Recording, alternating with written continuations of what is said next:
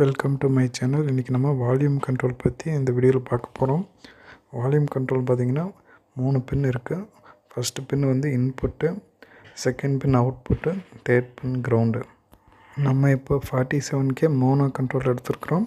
அதை யூஸ் பண்ணி அது எப்படி நம்ம வேரி ஆகுது ரெசிஸ்டர் இன்டர்னலான்னு சொல்லி செக் பண்ண போகிறோம்.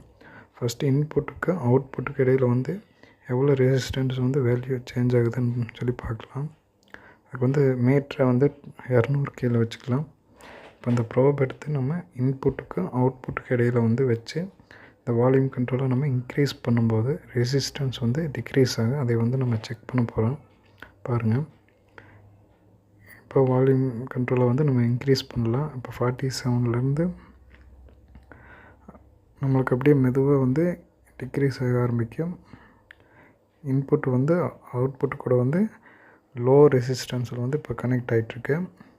அதே நம்ம அவுட்புட்டுக்கும் கிரவுண்டுக்கும் வந்து வச்சு பார்க்குறோம்.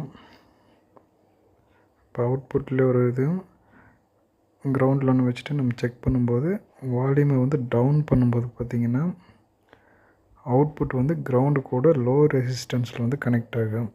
இதனால் வந்து அவுட்புட்டில் வந்து நாய்ஸ் கம்மியாக வரும்.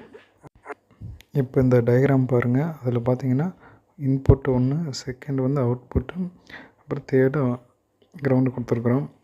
அதே இது பார்த்திங்கன்னா இங்கே ரிவர்ஸில் போட்டிருக்குறோம். ஃபஸ்ட் இன்புட்டு, அப்புறம் அவுட்புட்டு, அப்புறம் கிரவுண்டு. இது வந்து எப்படி வேலை செய்யுதுன்னு பார்க்குறோம். ஃபஸ்ட்டு நம்ம வால்யூமை வந்து இன்க்ரீஸ் பண்ணுறோம். இன்க்ரீஸ் பண்ணும்போது அந்த செகண்ட் பின் வந்து இன்புட்டு கூட வந்து லோ ரெசிஸ்டன்ஸில் வந்து கனெக்ட் ஆகும். அதாவது வால்யூம் இன்க்ரீஸ் பண்ணும்போது ரெசிஸ்டன்ஸ் வந்து கம்மியாகும், அதாவது குறையும். அதே வந்து வால்யூமை வந்து நம்ம டிக்ரீஸ் பண்ணும்போது ரெசிஸ்டன்ஸ் வந்து அதிகமாகும். நம்ம சேனலை சப்ஸ்கிரைப் பண்ணாதவங்க பண்ணிவிட்டு பாருங்கள். இப்போ அவுட்புட் பின் வந்து கிரவுண்டு கூட எப்படி வேலை செய்யுதுன்னு சொல்லி பார்க்க போகிறோம். அது அந்த டயக்ராம் கொடுத்துருக்குது. ஃபஸ்ட்டு வால்யூமை வந்து நம்ம லோ பண்ணும்போது கிரவுண்டு கூட வந்து அவுட்புட் வந்து கனெக்ட் ஆகும். அதனால் வந்து வால்யூம் வந்து நம்மளுக்கு நாய்ஸ் இல்லாமல் கிடைக்கும். அதே வந்து வால்யூம் இன்க்ரீஸ் பண்ணும்போது அந்த அவுட்புட் பின் வந்து இன்புட் கூட வந்து லோ ரெசிஸ்டன்ஸில் வந்து கனெக்ட் ஆகிறதுனால நம்மளுக்கு அவுட்புட் கிளியராக கிடைக்கும். இப்படி தான் வந்து அந்த வால்யூம் கண்ட்ரோலில் இந்த கிரவுண்டு வேலை செய்யுது.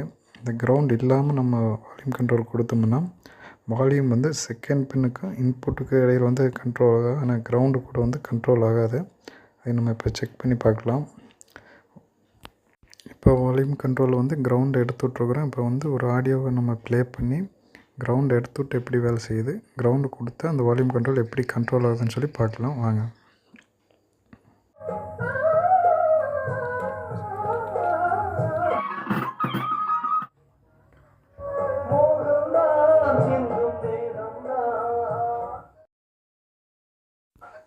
இப்போ உங்களுக்கு புரிஞ்சிருக்கு கிரவுண்டு வந்து எதுக்கு வால்யூம் கண்ட்ரோலுக்கு தேவைன்னு சொல்லி.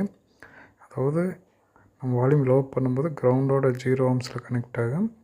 வால்யூமை நம்ம இன்க்ரீஸ் பண்ணும்போது வந்து இன்புட்டோட வந்து அவுட்புட்டு 0 ohmஸில் வந்து கனெக்ட் ஆகும். அவ்வளோதான். தேங்க்ஸ் ஃபார் வாட்சிங்.